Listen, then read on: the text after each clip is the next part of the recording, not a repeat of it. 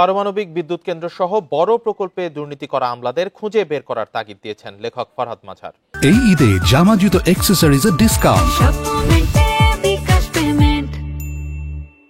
জুলাই অভ্যুত্থানের পরও আমলাতন্ত্রে পরিবর্তন হয়নি বলে মন্তব্য তার। বুধবার রাজধানী পরমাণু শক্তি কমিশন ভবনে এক আলোচনা সভায় তিনি এসব কথা বলেন। ফরহাদ মাঝার অভিযোগ, জনগণের জন্য সরকারের কাজ চোখে পড়ছে না।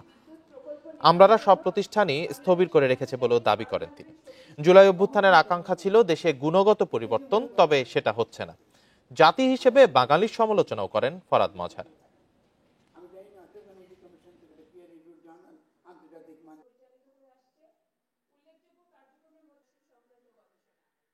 আমলাতন্ত্রকে অবশ্যই এর বাংলাদেশ ক্যান্সারের মতো এটাকে সরাতে হবে।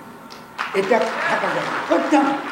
এটা শুধু এই প্রতিষ্ঠানের ক্ষেত্রে তা না, কোনো প্রতিষ্ঠানের ক্ষেত্রে আমরা মনে করি যে আমলাতন্ত্র যেভাবে আমাদের টুটি টিপে ধরেছে এবং এখন এত গণ অভ্যুত্থানের পরে বারবার আমাদের এই সমস্ত কাজে তারা যে বাধা দিচ্ছে, এটা আমরা মনে করি এটা আমাদের কাছে গ্রহণযোগ্য না।